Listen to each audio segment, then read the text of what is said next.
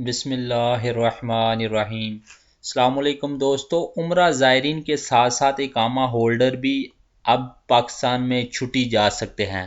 دوستو، ویڈیو شروع کرنے سے پہلے اگر آپ نے ہمارا چینل سبسکرائب نہیں کیا تو ہمارا چینل ضرور سبسکرائب کیجیے گا اور بیل کا بٹن ضرور دبائیے گا تاکہ ہر آنے والی لیٹسٹ ویڈیو آپ تک پہنچ سکے۔ دوستو، سعودی عرب میں پاکستان کے سفیر راجہ علی اعجاز نے کہا ہے کہ سعودی حکام سے پاکستانی عمرہ زائرین کی واپسی کے لیے اگلے 2 ہفتوں کی پروازوں کی اجازت لے لی گئی ہے، جبکہ دوسری طرف جدہ میں پاکستان کے قونصل جنرل خالد مجید نے کہا ہے کہ پی آئی اے نے ٹکٹ ری شیڈول کرانے کے لیے عائد فیس بھی ختم کر دی ہے۔ پاکستانی سفیر راجہ علی اعجاز کے مطابق اس مدت کے دوران اقامہ ہولڈرز بھی چھٹی گزارنے پاکستان جا سکتے ہیں۔ ریاض میں پاکستان کے سفارت خانے میں پریس کانفرنس سے خطاب کرتے ہوئے پاکستانی سفیر نے مزید کہا ہے کہ کرونا وائرس کے باعث سعودی عرب کی جانب سے 72 گھنٹوں کی ڈیڈ لائن کے بعد سعودی حکام کی جانب سے اگلے 2 ہفتوں کے لیے فلائٹس آپریشن معطل کیے جا چکے ہیں، مگر ہم نے سعودی جنرل اتھارٹی سول ایویشن کے صدر عبدالہادی سے گزارش کر کے 2 ہفتوں کی اجازت لے لی ہے، جس کے مطابق پی آئی اے کی پروازیں پاکستان سے حالی یہاں آئیں گی اور جدہ اور مدینہ سے عمرہ زائرین کو واپس لے کر جائیں گی، جن میں اقامہ ہولڈر بھی پاکستان چھٹی گزارنے جا سکتے ہیں۔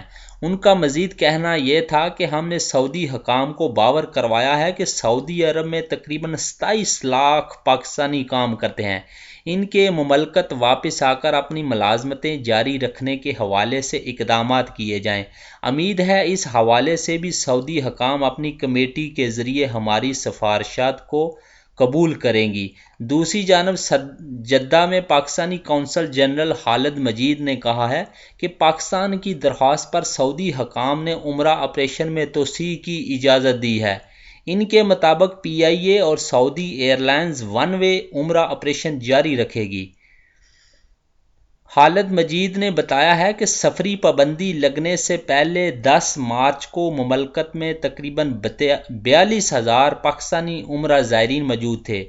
سعودی وزارت حج کی جانب سے قونصلیٹ کو فراہم کیے جانے والے اعداد و شمار کے مطابق 5 دن میں 27,000 عمرہ زائرین واپس جا چکے ہیں۔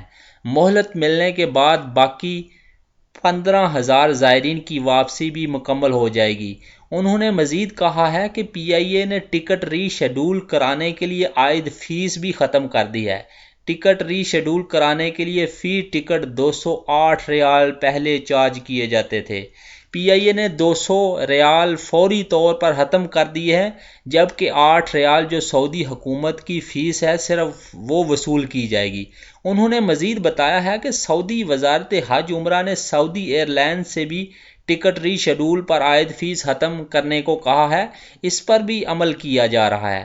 ادھر جنرل کونسل کا یہ بھی کہنا تھا کہ خلیجی ایئر لائنز کو بھی 18 مارچ تک عمرہ زائرین واپس لے جانے کی اجازت دی گئی ہے۔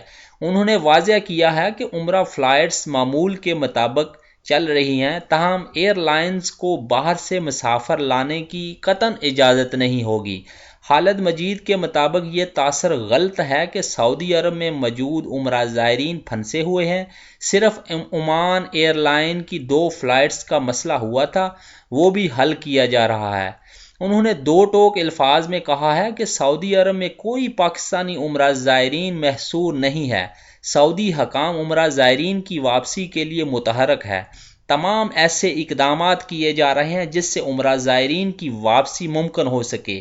قونصل جنرل نے مزید یہ بھی کہا ہے کہ سعودی وزارت حج نے یہ یقین دلایا ہے کہ کرونا وائرس کے خدشے کے باعث ہسپتال میں رکھے گئے زائرین سے متعلق قونصلیٹ کو فوری طور پر آگاہ کیا جائے۔